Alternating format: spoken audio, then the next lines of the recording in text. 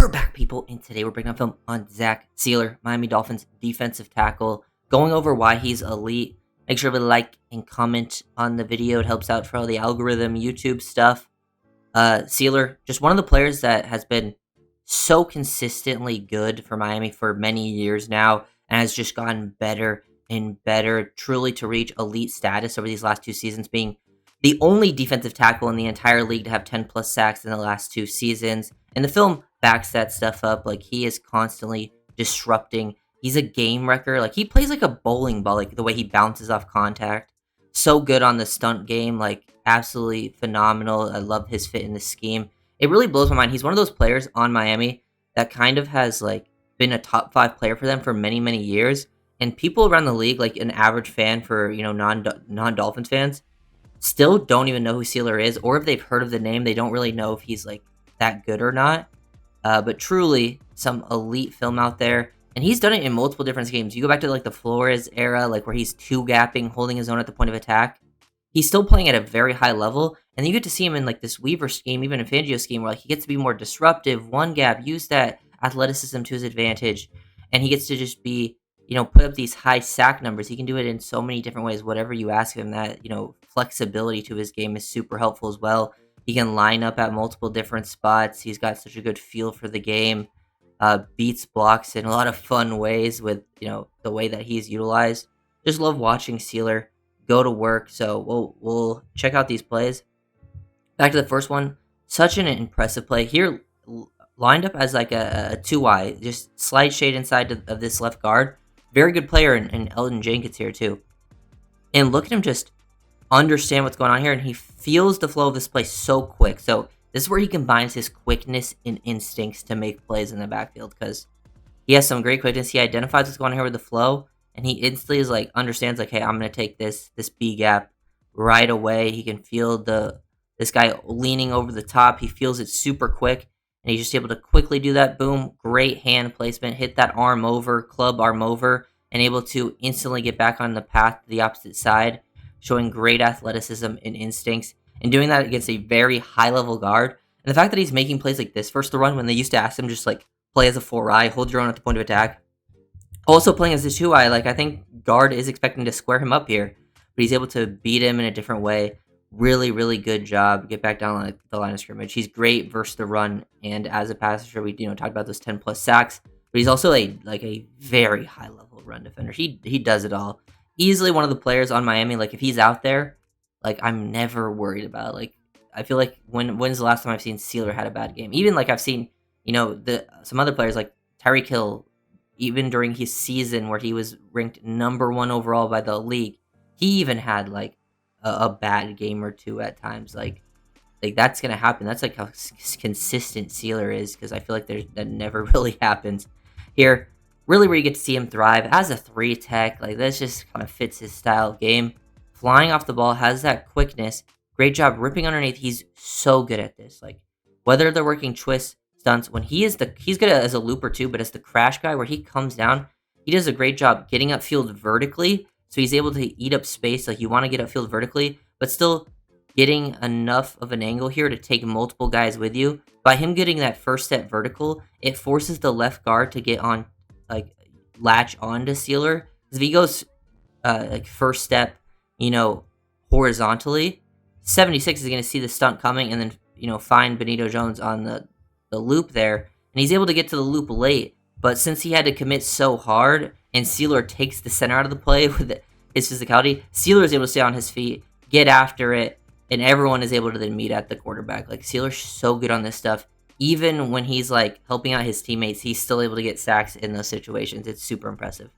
Here, the Dolphins put Zach Sieler on Charles Cross, who's Seahawks' best offensive lineman. They let him at defensive end, hand in the dirt, and this was just like get him a mismatch, because Cross is a super athlete. The Dolphins are having struggle getting work against him. They put against a guy who's just stronger, and he hits the push, pull, just tosses him like it's nothing. Doing that against a high, level left tackle and making a play. Just such good work from Sieler. Watching him play is truly a pleasure, and that flexibility, versatility, so valuable for Miami, in my opinion. Quickness to cross face, just getting upfield, or just winning to the gap. Like, he just fires off the ball here, and like he's just trying to create space here. Like, he just wants to get up the field vertically from their alignment because they kind of have like this overloaded front here, and he just wants to fire off the ball and get vertical and take space away so Agba could get to the inside here on this loop. But he's able to rip underneath, win so quickly, work through the contact that he's still able to get upfield and get that sack there on Brissett. Excellent work. Here's another example of him just trying to fire upfield, beat the tackle to put in a spot. Uses his hands. He's always got like good hand usage technique. Constantly work. He's really good through contact. Getting after Drake May there, knock the ball out, force a turnover. Just doing, great work here. Back in 2023 under Fangio, you get to see the stunt game. This is like, these were the plays that I saw. I'm like, oh, he's going to dominate Weaver's system because Weaver loves to run stunts. But look at this. Look at him fire off the ball, get upfield vertically, so take the left guard with you, but then still take enough of a good angle to take out the center, who's actually Brewer, who's on the Dolphins now, which is funny enough. Takes both out of the play, gives Wilkins a free lane. Like, he gets this sack for Wilkins here. He also still stays on his feet and is still able to collapse the pocket. So, like, Levis has nowhere to go. Because, like, if Levis tries to avoid this and say Sieler got too far down and, like, took himself out of the play like he was over here, Levis might have had the chance to escape and step up this way. But he has nowhere to go thanks to his ability to collapse the pocket. It's just so fun to watch him play. Just absolutely dominant reps, constantly working through contact. Like, look at this. Another stunt game, like, work up here, week 1 versus the Chargers. He fights to the left guard, gets then onto the left tackle late, has all his momentum stopped, and even with all his momentum stopped, going against like Slater, able to just toss him to the side. Look at that placement of that left hand, get it to the elbow, and then get that hit on Herbert. Herbert actually makes a good throw there, and then gets completed, but that's just a high-level rep. Here you get to see the quickness, man. Look at the ability to cross-face. From where he's lined up is like a 4-eye, 3-tech, and the ability to cross-face into the A-gap, just so impressive. Look at how quick he is for a guy of his size. He plays with some bend to his game. Like, that's what you see with these guys. You like, I've actually seen like the comparison when Ty Robinson came out in this draft. And, like, I know people want him. Like, yeah, Ty Robinson would have been like a Sieler type, and he ended up going to the Eagles where Fangio is, and I think he's going to use him like Sieler.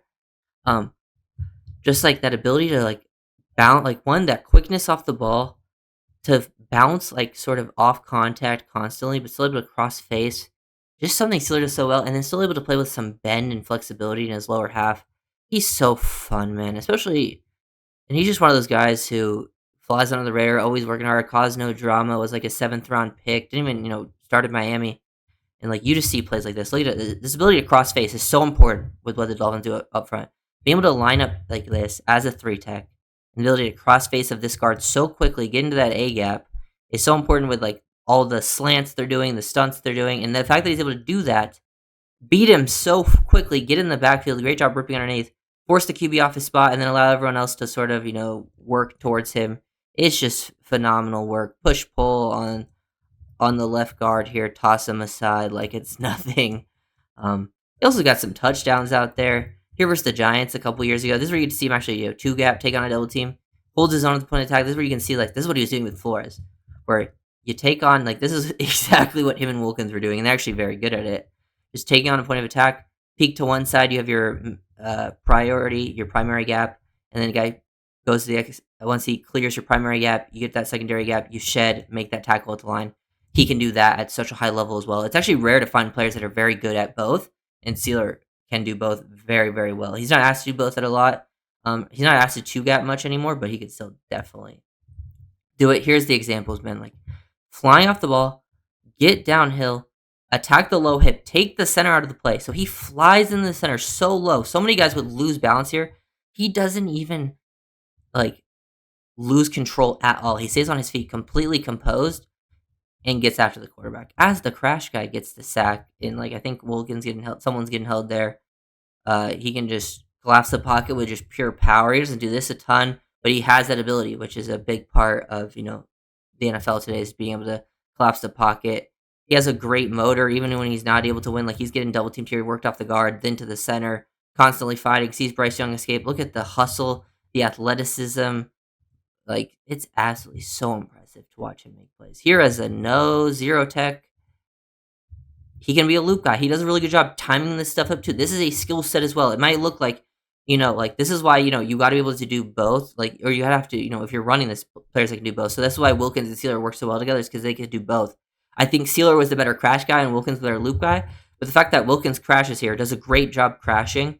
So great job here, Wilkins creating. But also, as the looper, you got to be able to sell this. So he does a great job with his first step being towards this like backside A gap, kind of open up this center, take his eyes away from Wilkins. So Wilkins is able to take him out, and then you time it up perfectly to work back right before Wilkins is about to get that contact. You're already working that loop, and it's all about timing and feel for that stuff, and he has a great job.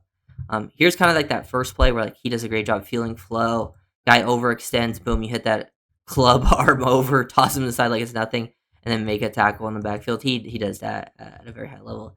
Here's another example of him looping. Great job. Him and Calais did a very good job of this last year, whether, in both roles. He has a good job feel for that, and him and Chop meet at the quarterback. Just very high level stuff. One of my favorite plays actually from Sieler. If you look at him fly off the ball, Sieler actually is a very tall player. Sometimes like he gets off the ball pretty tall here. And the fact, like, usually when you're in this position, you try to go arm over, and the guy gets his hands in your armpit. Like from where Sieler is right here, if you saw this position just frozen, most guys are getting it washed and taken out of the play. The fact that he's able to not really get pushed at all. Look at his body positioning here. His upper half is getting pushed, but the fact that his lower half is still on the exact same path is insane.